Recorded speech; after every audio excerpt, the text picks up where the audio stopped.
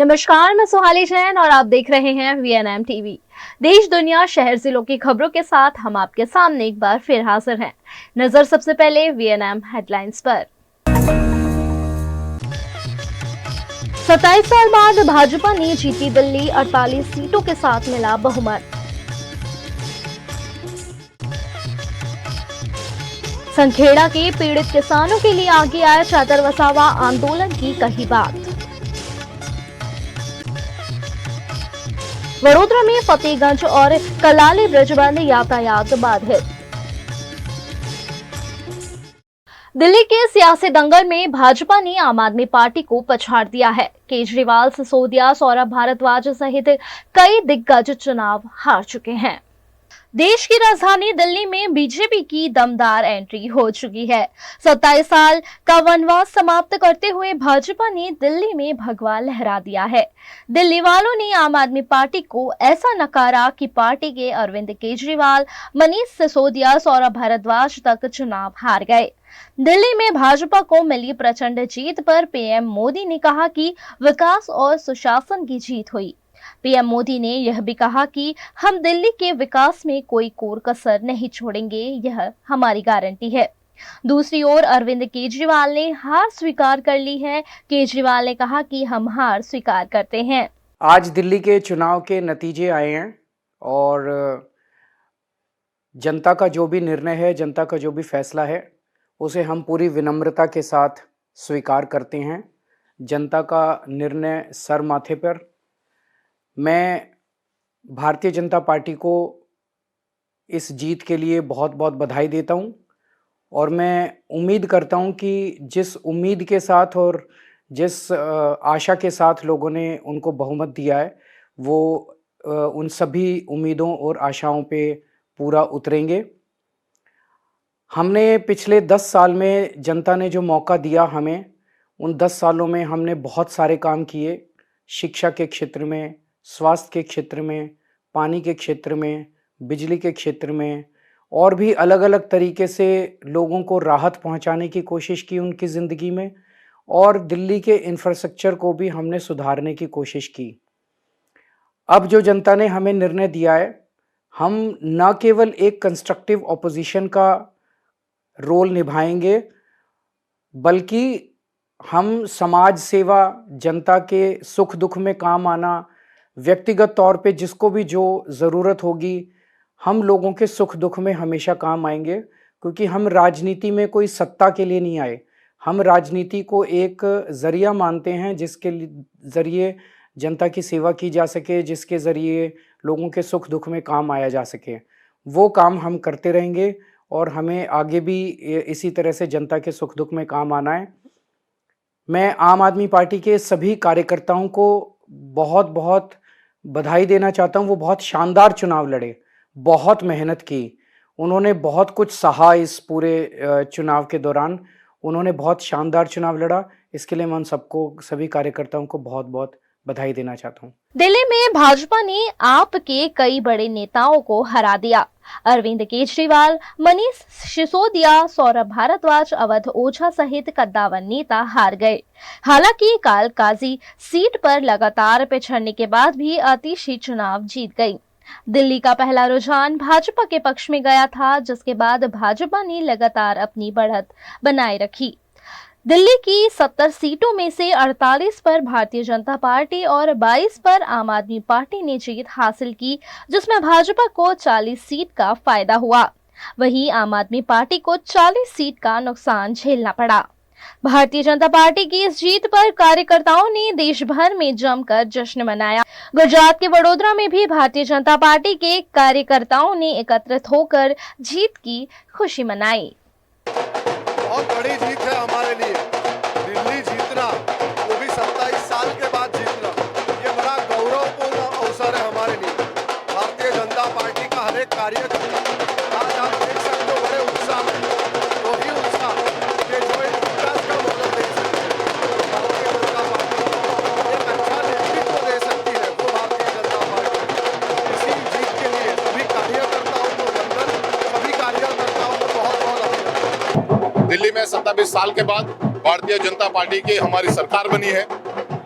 आम आदमी पार्टी के पूर्व मुख्यमंत्री केजरीवाल, आम आदमी पार्टी के उप मुख्यमंत्री सिसोदिया और उनकी पूरी टीम की बहुत बुरी तरह से हार हुई है। दिल्ली की जनता ने पहली बार विकास की राजनीति को समर्थन दिया है। पहली बार ऐसा लग रहा है कि दिल्ली के लोगों का भारतीय जनता पार्टी के ऊपर आशीर्वाद बना है, उनको समर्थन मिला है। हमारी ये बड़ी जीत के लिए हमारे यशस्वी बड़ा प्रधान माननीय नरेंद्र भाई मोदी जी को बहुत बहुत अभिनंदन देते हैं। आने वाले समय में करजन नगर पालिका की चुनाव में यही जीत बरकरार रहेगी। भारतीय जनता पार्टी के सामने आम आदमी के पार्टी के चुनाव के झाड़ू के निशान पे चुनाव लड़ रहे सभी इनके उम्मीदवार, इनका पराजय होगा। और हमारे बड़ौदा महानगर के जो कार्यकर्ता यहाँ पर इलेक्शन की ड्यूटी में है, चुनाव में काम कर रहे हैं, हमें विश्वास है कि जिस तरह से भारतीय जनता पार्टी की जीत हुई, दिल्ली में जीत हुई, उसी तरह से करजन में भी भारतीय जनता पार्टी की जीत होगी और आम आदमी पार्टी के सभी उम्मीदवार वो अपने घर जाके बैठेंगे। विश्वासघात के सामने विश्वास की लड़ाई है। जिन्होंने भारतीय जनता पार्टी के साथ विश्वासघात किया है, ऐसे सभी उम्मीदवारों का हार होना निश्चित है।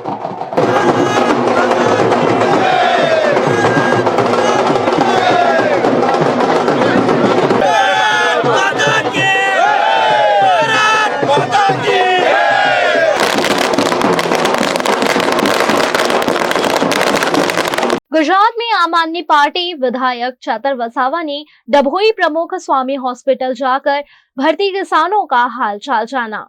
आम आदमी पार्टी के डेडियापाड़ा के विधायक चतर वसावा ने सनखेड़ा में किसान के साथ हुए अत्याचार के बाद अस्पताल में भर्ती किसानों के हाल चाल जाने और उनके साथ हुए अत्याचार की जानकारी ली, जिन मालिकों द्वारा सीसीई के साथ मिलकर की जा रही धांधली पर भी सवाल उठाते हुए आने वाले वक्त में आंदोलन तक की बात चतर वसावा ने कही है।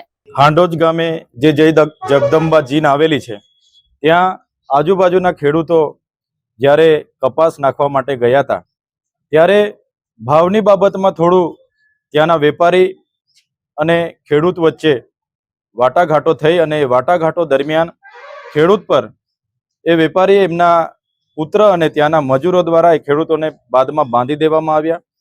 થાંભલા સાથે એમના પુત્રને બાંધવામાં આવ્યા અને પિતાને બાકડા સાથે બાંધીને સમગ્ર શરીર ગળાથી લઈને બાંધીને એમને ઢોરમાર મારવામાં આવ્યો છે, ગળદાપાટુનો માર મારવામાં આવ્યો છે। જે 500 જેટલા ખેડૂતો હતા એમને લાગી આવતા એમણે આત્મહત્યા કરવાનો પ્રયાસ કર્યો અને મોનોકોટો જે પેસ્ટિસાઇડ ઝેરી દવા હોય છે તે ગટગટાવી અને બાદમાં એમને સારવાર માટે ત્યાંની સ્થાનિક સિવિલ હોસ્પિટલમાં લઈ જવામાં આવ્યા અને રિફર કરીને અહીંયા પ્રમુખ સ્વામી હોસ્પિટલ ડભોઈ ખાતે સારવાર અર્થે લાવ્યા છે। ત્યારે જે રીતે આ લોકોએ કૃત્ય કર્યું છે એમના પર કડક કાર્યવાહી કરવાના બદલે ત્યાંની સંખેડાની પોલીસ લાજવાના બદલે ગાજે છે। આજે 24 કલાક આ બનાવને થયા છે છતાં કોઈ પણ જાતની કાર્યવાહી કરવામાં આવી નથી। તો કોના આશીર્વાદથી એમને બચાવવામાં આવે છે એ જાણવા માટે અને આમની તબિયત કેવી છે જાણવા માટે આજે અમે અહીં પહોંચ્યા છે। અમે એક બાજુ ગુજરાત સરકાર એવું કહે છે કે ખેડૂતની આવક અમે ડબલ કરીશું અને જ્યારે સીસીઆઈ ના નામે આ સેન્ટરોના વેપારીઓ વેપારી ભાવે ખરીદી કરે છે। આજે ગુજરાત સરકારનો સીસીઆઈ નો ભાવ કપાસનો ભાવ 7,470 રૂપિયા છે। આ લોકો 6800 રૂપિયા 7,000 રૂપિયા આપીને કપાસ ખરીદી લે છે અને બહારના કટિયાઓ બોટાદ જુનાગઢ સૌરાષ્ટ્રના કટિયાઓ મૂકીને સીસીઆઈ ભાવે પર ક્વિન્ટલે 350 થી 400 રૂપિયા ઘર બેઠા લોકો કમાય છે। એક ગાડીએ 10,000 રૂપિયા કમાય છે, રોજની 20 ગાડી ખાલી કરે તો 2 લાખ રૂપિયા કમાય છે અને એમાં તમામ સીસીઆઈ અધિકારીઓની પણ મિલીભગત છે। આ વેપારીઓ જે પણ કૃત્ય કર્યું છે તમામ કલમોની ધારા અંતર્ગત એમના પર કાયદેસરની કાર્યવાહી કરવામાં આવે એવી અમારી માંગણી છે। આ પહેલી વાર નથી બન્યું, અનેક વાર ખેડૂતોને આવી રીતના બાંધીને માર્યા છે ત્યારે કાયદાને કોઈની ડર રહ્યો નથી। ગૃહમંત્રી શેખીઓ મારે છે પણ ગુજરાતમાં કાયદાનો કોઈને ડર નથી, તો જ આવી રીતના બાંધીને અમને માર્યા છે। પણ અમે ખેડૂત પરિવાર સાથે છે, અમારા સાથી આગેવાનો બધા જ રંજનભાઈ, કપૂરભાઈ, મુકેશભાઈ, અમે તમામ લોકો ખેડૂતોને ન્યાય મળે એ પ્રયાસ સાથે અહીંયા આવ્યા છે। અહીંથી અમે સંખેડા જઈએ છીએ અને પોલીસ ડિપાર્ટમેન્ટના ત્યાંના તપાસ અધિકારીને જાણવા માંગીએ છીએ 24 કલાક દરમિયાન કેમ ફરિયાદ કરવામાં નથી આવી, આના પર કાયદેસરની કાર્યવાહી કરવા માંગે છે કે કેમ નહીં કરવા માંગશે તો આ વિસ્તારના તમામ ખેડૂતોને સાથે રાખીને આવનારા દિવસોમાં टूंक गाड़ा में हमें खूब मोटो आंदोलन ત્યાં કરીશું। गुजरात के वडोदरा में मेंटेनेंस कार्य के लिए 2 ब्रिज बंद कर दिए गए हैं। वडोदरा में फतेहगंज ब्रिज को 6 तारीख से अनिश्चितकाल के लिए बंद कर दिया गया है, जिससे शहर के यातायात पर भारी असर पड़ा है। ब्रिज के नीचे के मार्ग पर वाहनों का दबदबा बढ़ गया है, जिसके कारण ट्रैफिक जाम की स्थिति बन गई है। हॉर्न की तेज आवाजों और वाहनों की लंबी कतारों ने स्थिति को और विकट बना दिया। सबसे बड़ी समस्या तब हुई जब एक एम्बुलेंस ट्रैफिक जाम में फंस गई। काफी मशक्कत के बाद उसे रास्ता मिल पाया, लेकिन इस देरी से जीवन रक्षक सेवकों पर भी असर पड़ा। इसके अलावा सड़कों पर गायों के झुंड ने भी यातायात को बाधित किया, जिससे जाम और लंबा हो गया।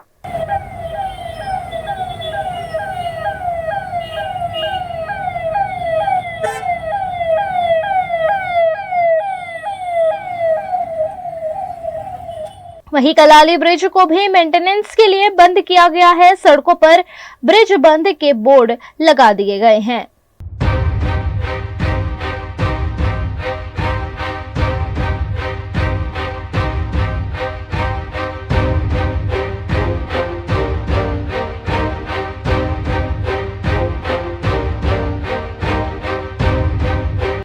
अब वक्त है छोटे से ब्रेक का, तब तक बने रहें हमारे साथ, क्योंकि ब्रेक के उस पार भी खबरों का सिलसिला जारी रहेगा। Himanshu sales corporation, your trusted destination for top quality consumer electronics since 1994। TV showroom से शुरुआत करने के बाद अब गुजरात के अलग अलग शहरों में हिमांशु सेल्स के electronic super stores, TV, washing machine, fridge, water purifier, vacuum cleaner, water cooler, mixer, OTG और वाटर हीटर, डिफरेंट और अपडेटेड टेक्नोलॉजी के इलेक्ट्रॉनिक अप्लायंसेस हिमांशु सेल्स में अवेलेबल। इस दिवाली अपने घर को नए इलेक्ट्रॉनिक अप्लायंसेस से सजाने विजिट करें Himanshu sales corporation. Himanshu sales corporation, G2 silver plaza, old Padra road, Vadodara, Gujarat.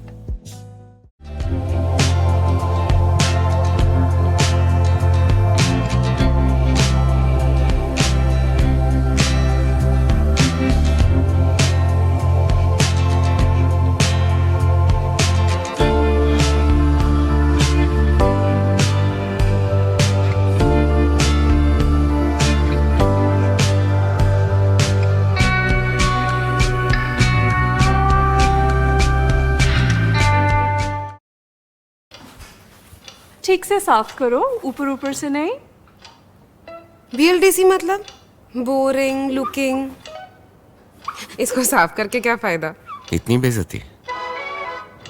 Switch to RR signature designer BLDC fans, जो बोरिंग लुकिंग नहीं, वेरी स्टाइलिश लुकिंग है। RR सिग्नेचर फैंस, आपके काम की बात। Every new year we take a new year resolution. New year resolution का मतलब होता है upgrading your life, which means upgrading your lifestyle and upgrading your living space. And that is why the best choice is Trilogy by Courtyard.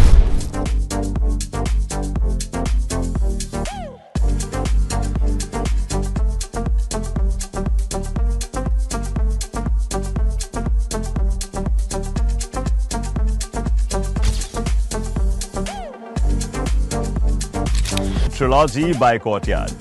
Finest architecture, world-class amenities, and a great space to live. Come check it out. Paneri embroidery अब नए रंग रूप में। आप पानेरी पहुंचे हैं तो मानो आपकी सारी शॉपिंग हो सकेगी एक ही जगह पर। पानेरी में festive collection, casual collection, nightwear, innerwear के साथ अब ज्वेलरी, कई ब्रांड के कॉस्मेटिक्स, पर्स, परफ्यूम और बहुत कुछ। बच्चों से लेकर बड़ों के लिए बेहद खूबसूरत हर कलेक्शन। ट्रेडिशनल ड्रेस चाहिए या स्टाइलिश, पानेरी में सब कुछ वन स्टॉप वन डेस्टिनेशन। खुद के लिए खरीदना हो या दूसरों को गिफ्ट करना हो, पानेरी है सबसे best. Must visit Paneri embroidery, 10 Akota stadium road, Rajnagar society, Akota, Vadodara.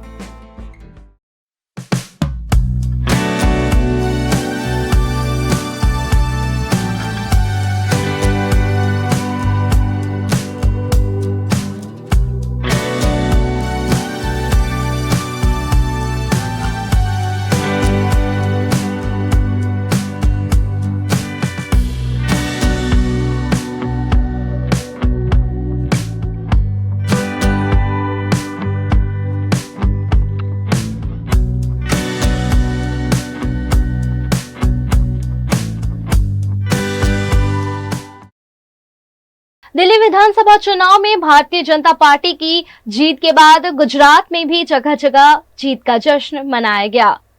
Delhi विधानसभा चुनाव में भारतीय जनता पार्टी की बड़ी जीत को लेकर आज पूरे गुजरात में भारतीय जनता पार्टी के नेता और कार्यकर्ता में उत्साह देखा गया। मेहसाणा में बीजेपी की जीत का जश्न जमकर मनाया गया। राज्यसभा के सांसद मयंक नायक को दिल्ली में बड़ी भूमिका सौंपी गई थी, जिस पर खरा उतरने पर उनके समर्थकों में जश्न का माहौल देखा गया। राज्यसभा सांसद मयंक नायक के कार्यालय पर पटाखे चलाकर मिठाई बांटकर इस जीत की खुशी को मनाया गया। इस मौके पर मयंक नायक ने आम आदमी पार्टी की हार का कारण भी बताया। आज दिल्लीना विधानसभा चूंटણીના પરિણામો જ્યારે ઘોષિત થઈ રહ્યા છે ત્યારે દેશના યશસ્વી વડાપ્રધાન માનનીય મોદી સાહેબના નેતૃત્વમાં ડબલ એન્જિનની સરકાર બનાવવા માટે ભારતીય જનતા પાર્ટીના સૌ કાર્યકર્તાઓએ જે દિલ્હીમાં અથાગ પ્રયત્ન કર્યો, પ્રજાને આ ભ્રષ્ટાચારી સરકાર ઉખાડી ફેંકવા માટે જે મહેનત કરી એ મહેનતના ફળ સ્વરૂપે આજે કેજરીવાલ સહિત બધા જ દિગ્ગજો ઘરે બેસી ગયા છે અને દિલ્હીમાં 27 વર્ષ પછી ભારતીય जनता પાર્ટીનું શાસન સ્થાપિત થયું છે। આપના માધ્યમથી સૌ મતદાતાઓનો, સૌ કાર્યકર્તાઓનો હૃદયથી આભાર માનું છું અને અભિનંદન પણ આપું છું।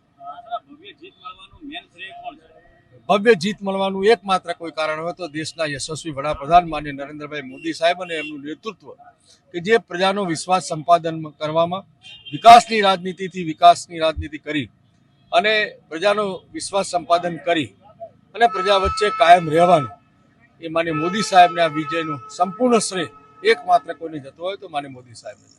अमरेली के चलाला में भारतीय जनता पार्टी के नेताओं और कार्यकर्ताओं द्वारा दिल्ली में जीत का जश्न मनाया गया।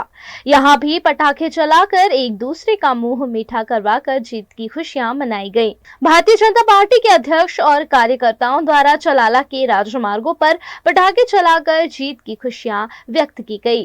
आज भारतीय जनता पार्टी दिल्ली में 27 वर्ष पछी भव्य जीत बनी है।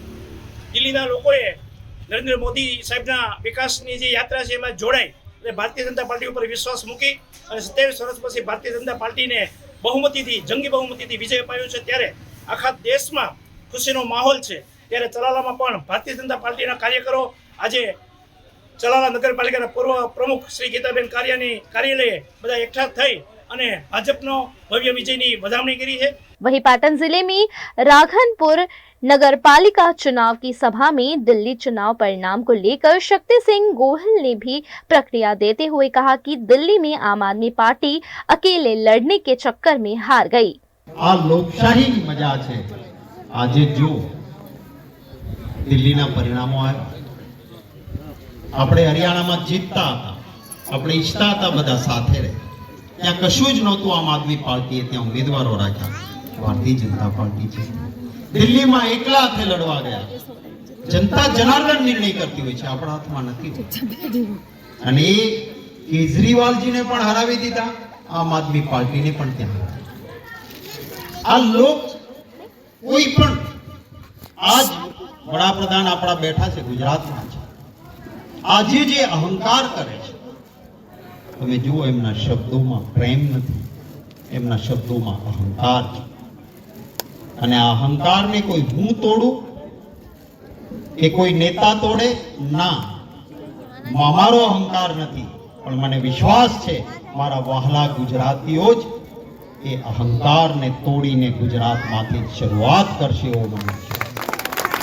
अहमदाबाद में भी भाजपा की जीत के बाद विजयोत्सव मनाया गया। अहमदाबाद के भाजपा कार्यालय में भव्य सेलिब्रेशन किया गया, जिसमें ढोल नगाड़े के ताल पर गरबा खेलकर 27 साल बाद दिल्ली में वापसी की खुशी मनाई गई।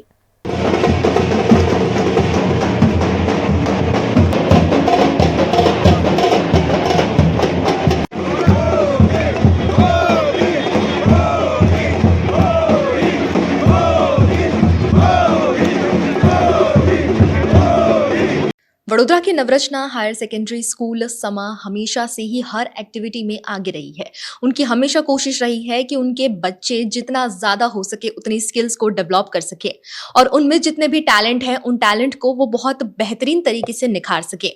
ये स्कूल ना सिर्फ स्टडीज पर ध्यान देती है बल्कि स्टडीज के साथ साथ जो दूसरी एक्टिविटीज होती हैं, दूसरी स्किल्स होती हैं, उन्हें भी निखारने का काम बखूबी करती है। इसी के चलते नवरचना हायर सेकेंडरी स्कूल समा में एनुअल कॉन्सर्ट का आयोजन किया गया, जिसमें चीफ गेस्ट के तौर पर स्वप्ना वाघमारे जोशी जी को बुलाया गया।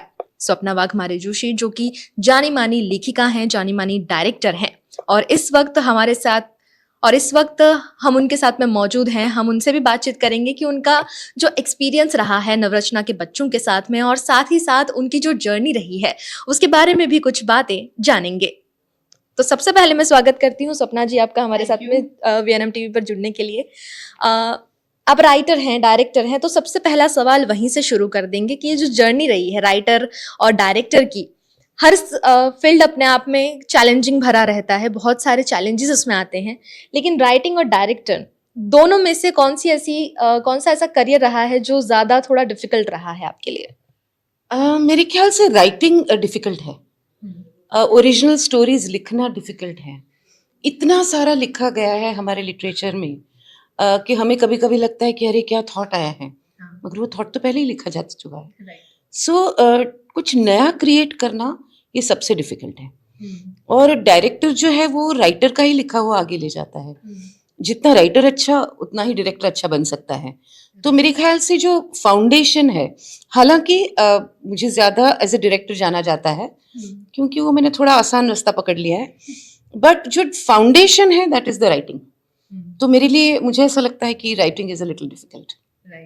एज यू सेड कि राइटिंग ज़्यादा डिफिकल्ट है और कई बड़े बड़े लेखकों के मुंह से भी आपने ये बात सुनी होगी कि सोचना और उस सोच को हूबहू किसी पन्ने पर उतारना बहुत ही चैलेंज भरा काम रहता है। और जैसा इन्होंने कहा कि हम एक थॉट सोचते हैं और हमें फिर पता चलता है कि ये थॉट तो पहले से ही मेंशन है कहीं ना कहीं। तो जब आप कोई आइडिया जब लिखने लगती हैं, कोई कहानी लिखने लगती हैं, तो उसे किस तरह से शेप करती हैं, उसमें क्या नया डालने की कोशिश करती हैं? नहीं, सबसे पहले तो मैं लिखती हूँ जो मेरे मन में आया है, मेरे दिमाग में आया है। मैं उस वक्त नहीं सोचती कि ऐसा कहीं लिखा तो नहीं गया, तो फिर मैं इसको टर्न कर लेती हूँ। पहले मैं अपने हिसाब से लिख लेती हूँ। फिर मैं कुछ लोगों को, राइटर्स को बहुत मानती हूँ, उनके साथ जाके एक जैमिंग होता है हम लोगों का। हम हमेशा बैठ के उनकी कहानियां सुनो, मेरी सुनाओ, वो होता है। तब अगर कहीं ये पता चलता है कि अरे नहीं ये तो हो चुका है, तो या तो मैं कहूंगी कि ठीक है मैं कुछ और लिख लूंगी, या फिर थोड़ा सा ऐसा कुछ आया है तो इसमें मैं क्या ट्वीक कर सकती हूँ। और वो ट्वीकिंग सिर्फ करने के लिए नहीं, वो ऑर्गेनिकली बैठ रहा है क्या उसमें। अगर नहीं बैठ रहा है तो आपको वो साइड में रख देना चाहिए, कुछ नया लिखना चाहिए। सो मेरा प्रोसेस ही है। हम जानते हैं कि अभी एक ऐसी जनरेशन है जो चाहती है कि उनका कुछ क्रिएशन हो जो फेमस हो जाए। बहुत आसान हो गया है भी कंटेंट क्रिएटर बनना, लेकिन कुछ नया लेकर आना बहुत मुश्किल हो गया है। और अब जब भी कोई सोचता है कि मुझे अपना प्रोफेशन किस चीज़ में आगे बढ़ाना है, तो ज़्यादातर कंटेंट क्रिएशन या अपना कुछ, अपनी कहानी लोगों के सामने बताना, ये हर किसी के जहन में आता है। लेकिन अपनी कहानी लोगों तक पहुंचाना बहुत मुश्किल होता है। और हम जानते हैं कि आप में से कई लोग ये चाहते हैं कि हम अगर अपना कुछ बनाएं तो किस तरह से बनाएं, उसके टिप्स हम आए दिन यूट्यूब पे और हर जगह पर ढूंढते रहते हैं। तो हमारे साथ में इस वक्त स्वप्ना जी हैं, तो उन्हीं से हम जान लेंगे कि वो क्या टिप्स देना चाहेंगी हमारे दर्शकों को, स्पेशली राइटिंग के रिगार्डिंग, और जो डायरेक्शन में भी आगे बढ़ना चाहते हैं उनके रिगार्डिंग भी। सबसे पहले मैं कहूंगी कि किसी भी फील्ड में, किसी भी कला में सबसे ज्यादा जरूरी है वो ऑनेस्टी। आप अपने आप के साथ ऑनेस्ट रहो। आप सोचो, जैसे फॉर एग्जाम्पल कहानी है, अगर मुझे कोई कहानी बहुत अच्छी लगी तो वो सिर्फ मेरे लिए है तो मैं अपने दिमाग में लेके खुश हो जाऊंगी, मगर क्या मेरे अंदर से आवाज आ रही है कि ये कहानी मुझे पहुंचानी है, बहुत सारे लोगों तक पहुंचानी है, तो फिर मेरी ये जिम्मेदारी बनती है कि उसे जिस तरह से आसानी से पहुंचा सकूं उस तरह से मैं लिखूं।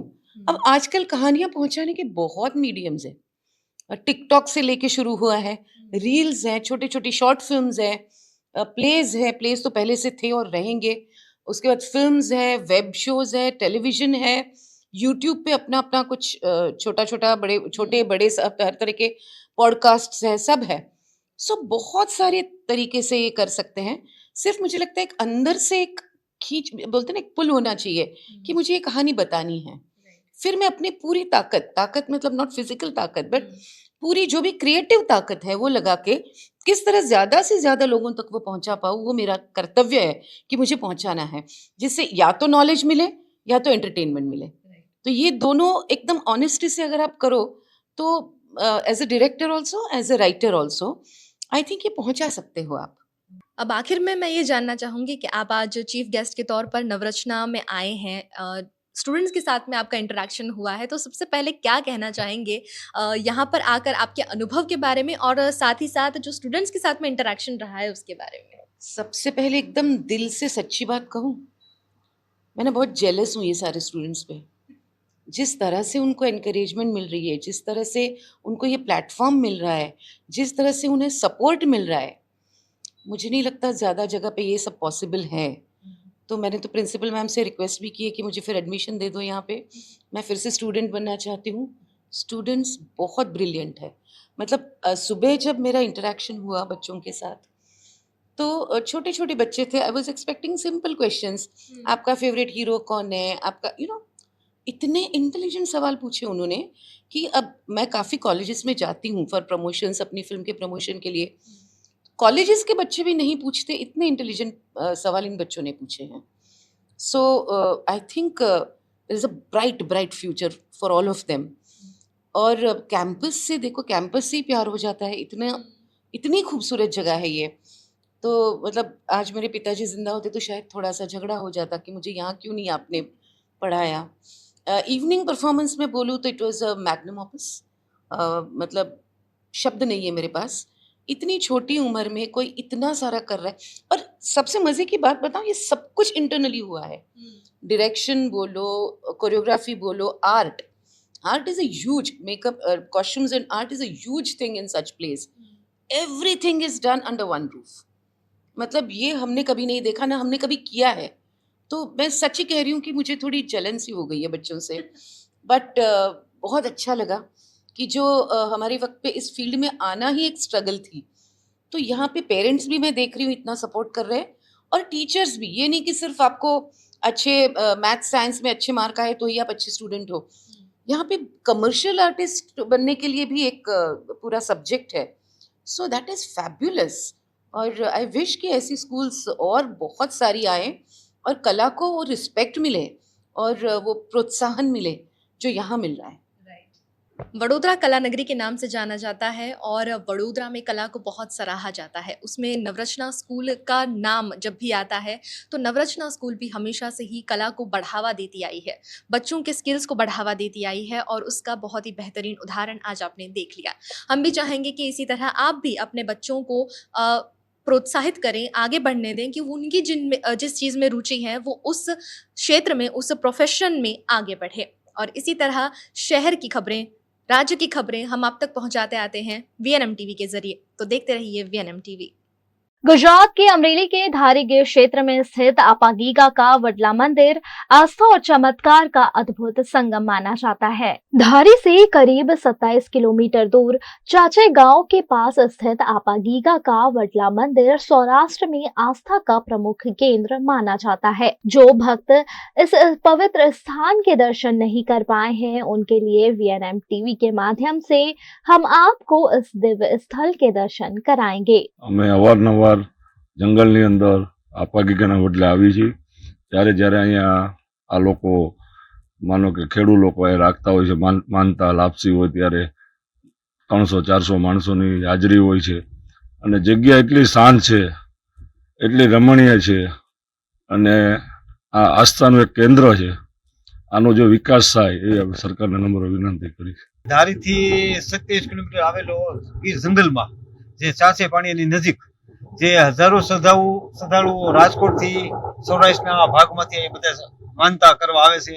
અહીંયા રોટલો અને ઓટલો બે મળી રહેશે, રહેવાની સગવડ ફૂલ સુવિધા છે। અહીંયાના મહંત શ્રી બટુક બાપુ બાવાજી અહીંયા એની આપાગીગાની સેવા પૂજા કરે છે અને કોઈ પણ માનતા કરે, દીકરા ન હોય તેઓને પણ દીકરા થયેલા છે, એવા પણ દાખલા થયેલા છે અહીંયા આપાગીગાના ઓટલે।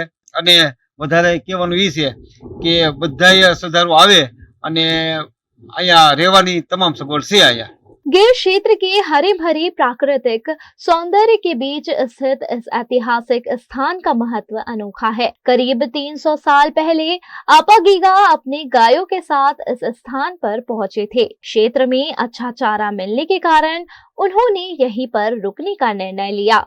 ऐसे ही कई चमत्कार और चमत्कारी अनुभव आपा गीगा के वडला मंदिर में श्रद्धालु अनुभव करते हैं। નવરથાન પણ આ જગ્યાની અંદર બાપા માલ ઢોર પંખી પંછુ પ્રાણી બધાય પીવે છે એવો અહીં અવેડો બનાવ્યો છે। એ અવેડાથી અંદર પછી અંદરના ભાગમાં આવે આ કમ્પાઉન્ડ એટલો છે આ કમ્પાઉન્ડની અંદર આવે એટલે કોઈ તમને કીડી મકોડો કે એરું કે પડકું કે કોઈ વસ્તુ અહીં ન તમને બતાવે અને હેઠા હુઈ રહ્યો તો અહીં અંદરના ભાગમાં કાંઈ તમારે ઉપાધિ નહીં કરવાની કાંઈ। ત્યાંથી આવો અને ખાવા પીવાનું આ તે તમારી પાસે હોય તોય ભલે ન હોય તોય ભલે અહીં બધું તમને મળી રહે। ખાવા પીવાનું આ તે બધું મળી રહે બાપા। અને મારે 100 માણાની સગવડતા હસવાય એટલી તો પાગણ બાગણ બધું છે જ અહીંયા। अब वक्त है छोटे से ब्रेक का, तब तक बने रहें हमारे साथ क्योंकि ब्रेक के उस पार भी खबरों का सिलसिला जारी रहेगा।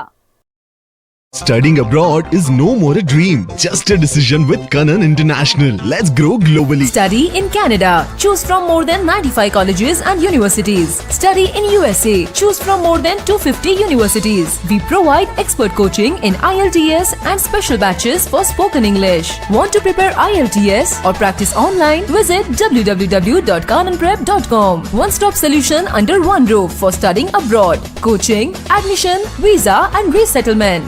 Kanan International at Trident Complex, Risco Circle. Branch offices at VIP Road and Manjalpur. Call toll-free number 1800-233-6699.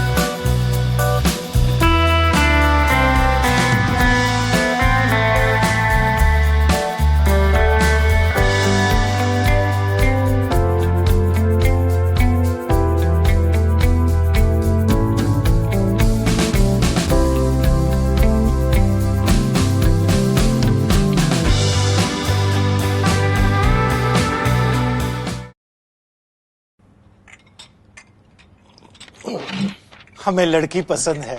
कुंडली भी मिलती है भैया। काफी हॉट है। कोने कोने में हवा नहीं पहुंच रही?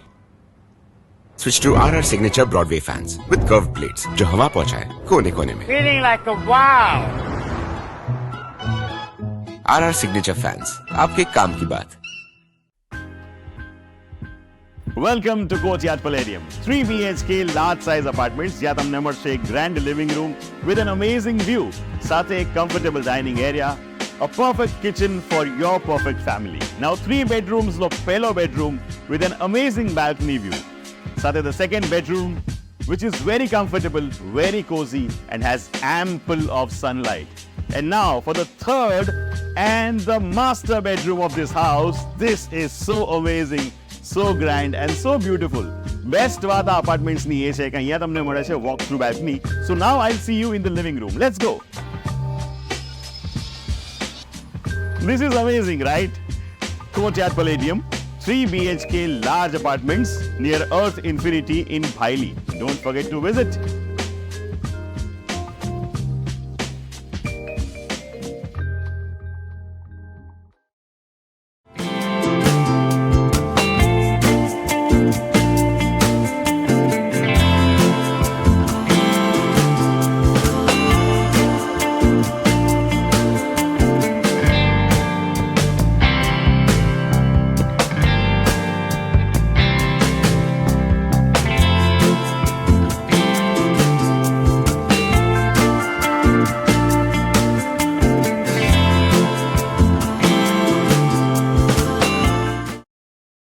गुजरात के याग्निक ग्रुप द्वारा ऊर्जा 2 नामक एनुअल स्पोर्ट्स डे इवेंट का आयोजन किया गया।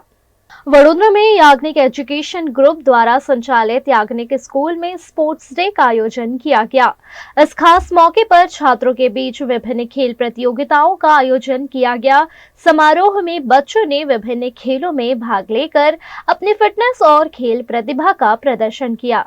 यह आयोजन याग्निक स्कूल केनाल रोड, छानी, वडोदरा में किया गया।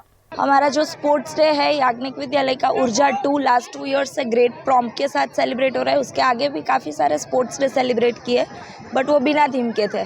जो 2017 में प्रपोज हुआ था खेलो इंडिया और लॉन्च हुआ 2018 में through our honourable prime minister, उनके तहत याग्निक विद्यालय का एक छोटा सा कदम बढ़ाते हुए जहाँ पे हमने बच्चों को इन्वॉल्व किया है बहुत सारी स्पोर्ट्स एक्टिविटी में through the analytical, critical, different skills, ability के बेसिस पे काफ़ी सारे ऐसे स्पोर्ट्स इक्विपमेंट्स हैं जो आप शायद पहली बार देख रहे होंगे यहाँ पे, जो इंट्रोड्यूस किए गए हैं, जिनके थ्रू स्टूडेंट्स की फिटनेस, उनकी मेंटल एबिलिटी, स्किल्स, इन चीज़ों को हम इंकलकेट करते हुए ट्रेन करते हैं बच्चों को, not only for the sports day but during school hours भी हमारे जो स्पोर्ट्स के लेक्चर है वो इन्हीं चीज़ों के आसपास लिए जाते हैं। हमारे स्कूल का स्पोर्ट्स डे है, annual sports day of 2024 and 25।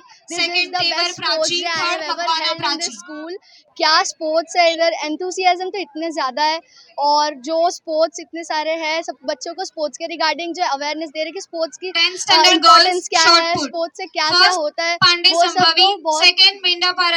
सब बहुत ज़्यादा ही मुझे बहुत पसंद है। गुजरात के वडोदरा में मिलेट महोत्सव और किसान प्राकृतिक मार्केट 2025 का आयोजन किया गया। वडोदरा शहर के अंबालाल पार्क, गरबा ग्राउंड, कारेली बाग में शनिवार और रविवार को मिलेट महोत्सव और प्राकृतिक किसान मार्केट 2025 का आयोजन किया गया। यह आयोजन स्वास्थ्य और तंदुरुस्ती को बढ़ावा देने के लिए मिलेट्स के महत्व को उजागर करने के उद्देश्य से किया गया। यह 2 दिवसीय विशेष कार्यक्रम में मिलेट्स से बने विभिन्न लाइव व्यंजनों का फूड कोर्ट, प्रदर्शनी स्टॉल और विशेषज्ञों द्वारा मिलेट्स के आहार में महत्व पर मार्गदर्शन देने वाले सेमिनार आयोजित किए गए। इंटरनेशनल ईयर ऑफ मिलेट 2023 के तहत आज वडोदरा में, वडोदरा महानगर पालिका में कारेली बाग स्थित अंबालाल गरबा ग्राउंड पार्क में मिलेट महोत्सव का आयोजन किया गया है। इसमें अलग अलग जगह से जो मिलेट के प्रोडक्ट है वो प्रोडक्ट का सेलिंग और उसमें से क्या क्या मिलेट में से बनता है उसके लिए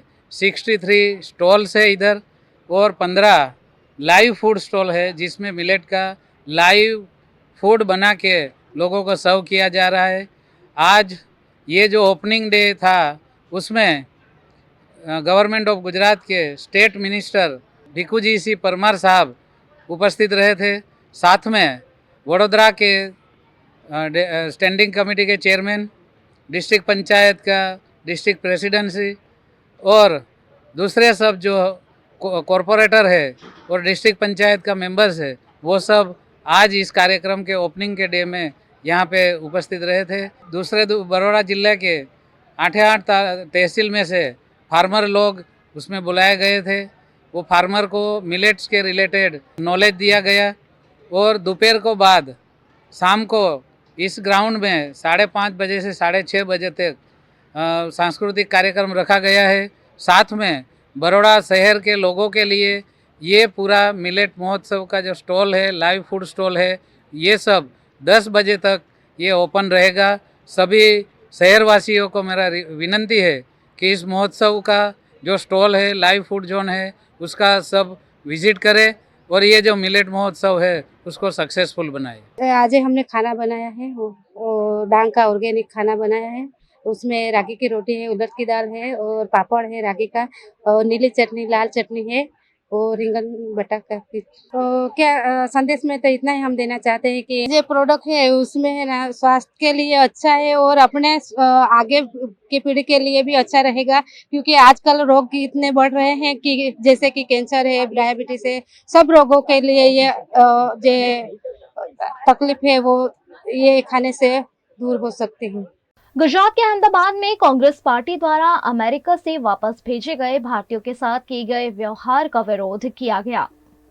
अमेरिका में सत्ता में आते ही डोनाल्ड ट्रंप ने अवैध रूप से रह रहे भारतीयों को वापस भेजने की शुरुआत कर दी है, जिसमें से कई लोगों को हथकड़ी पहनाकर भारत भेजा गया है, जिसका विरोध करते हुए गुजरात प्रदेश कांग्रेस द्वारा अहमदाबाद के टाउन हॉल में प्रतीकात्मक विरोध किया गया और अमेरिका की सरकार द्वारा भारतीयों के साथ किए गए सुलूक का विरोध किया गया। गुजराती जैसे जो पहचान गुजराती जो कि अपने शांति के लिए पूरी दुनिया में मशहूर, आज उन गुजराती युवाओं को में अगर अमेरिका के देश में जाते हैं, टेररिस्ट नहीं है, कोई आतंकवादी नहीं है, वो बेरोजगार युवा थे जो रोजगार की तलाश में गए थे। हथकड़ी पहनाना हिंदुस्तान को नहीं दे सकते। अमेरिका की जगत जमादार की नीति और भारतीयों और गुजरातियों को अपमानजनक स्थिति जो खड़ा हुई है, इस सभी मुद्दे के लिए मोदी सरकार मौन है। भारतीयों के साथ हाथ में बेड़ियां डाली गई, पग में जंजीर डाली गई और दूसरी ओर इसको जिस तरीके से अवमाननीय व्यवहार हुआ, पूरे किस्से में संसद से लेकर सड़क तक भारतीय राष्ट्रीय कांग्रेस भारतीयों के सम्मान में, भारतीयों के नागरिकों के सम्मान के लिए ये प्रदर्शन, धरना प्रदर्शन कर रही है। कुल मिला के मुद्दा ये है कि अमेरिका के सामने मोदी सरकार मौन क्यों है। 56 का सीना की जायरात तो बहुत होती है, क्या भारतीयों के सम्मान में 56 का सीना नहीं बना? कंबोडिया जैसा छोटा देश अपने नागरिकों के लिए प्लेन भेज सकता है, तो भारत तो विशाल देश है। 104 नागरिकों का अपमान नहीं, भारतीयों का 140 करोड़ नागरिकों का अपमान है। और इसके अपमान के खिलाफ मोदी सरकार का मौन तोड़ने के लिए और अमेरिका को सबक सिखाने के लिए संसद से लेकर सड़क तक भारतीय राष्ट्रीय कांग्रेस से धरना प्रदर्शन करे। आज अहमदाबाद में गुजरात प्रदेश कांग्रेस और अहमदाबाद कांग्रेस इस लड़ाई के मुद्दे धरना प्रदर्शन से लोकतांत्रिक प्रयास किया है। हमारी बात यही है कि भारतीय नागरिकों वहाँ क्या आतंकवादी थे, क्या भारतीय नागरिक उग्रवादी थे, इसके साथ जो गुनहगार तरीके से व्यवहार हुआ है, इसके लिए ट्रंप सरकार को जवाब देना पड़ेगा और मोदी सरकार को अपना मौन तोड़ना पड़ेगा। आर्मी के प्लेन के अंदर ना बाथरूम की सुविधा है, ना खाने की सुविधा है, और जिस तरह से उनको टॉर्चर किया गया डिटेंशन सेंटर के अंदर भी। कल एक बहन का इंटरव्यू आया है कि वहाँ पर भी उनको भोजन नहीं दिया जा रहा है और नॉन वेज जबरदस्ती से उनको खिलाया जा रहा है। रात को 2-2 बजे उठाकर ठंडे पानी से उनको नहलाने का और टॉर्चर करने का।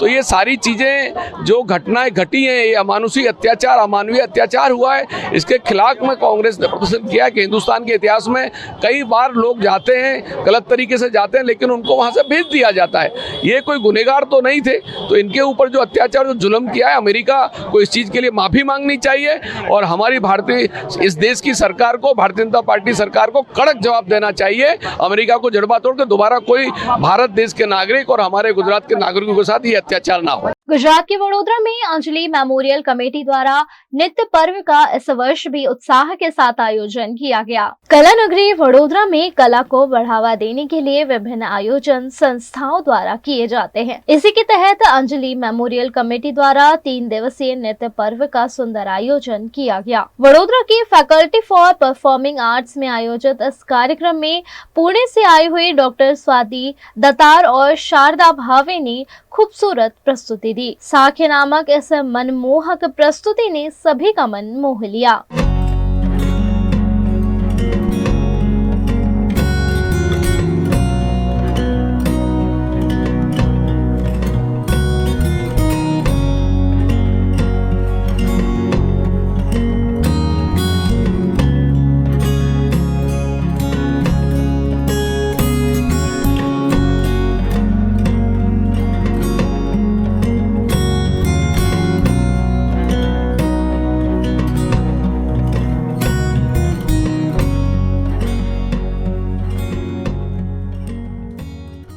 फैकल्टी ऑफ परफॉर्मिंग आर्ट्स में चल रही है कलरी पायतु की वर्कशॉप, जो दक्षिण भारत केरला की बहुत ही प्रचलित और प्रसिद्ध मार्शल आर्ट है और उसका उपयोग कोई भी कला विधा जो बॉडी से करते हैं, शरीरात्मक है, उसमें उसका बहुत ज़रूरत, क्योंकि उससे शरीर का कंडीशनिंग होता है और खाली शरीर नहीं, मगज का भी पूरा कंडीशनिंग होता है। तो उसमें आज अब लगभग 55 students of Baroda have joined, and Anjali Memorial Committee बहुत खुश है और हमने अपने आप को नसीबमंद समझते हैं कि हम इतना कुछ कर सकते हैं। और वीएनएम के माध्यम से मुझे एक ही कहना है वडोदरा के लोगों को कि आपके घर में गंगा आती है तो आप कुंभ में तो जाए मगर ये कला कुंभ में ज़रूर आए। आज ही नहीं, बहुत बार नृत्य पर्व में सम्मिलित होने का मुझे अवसर मिला है। ये वार्षिक आयोजन वास्तव में एक पर्व है संस्कृति का, हमारी कलाओं का और हमारे कलात्मक अनुशासन का।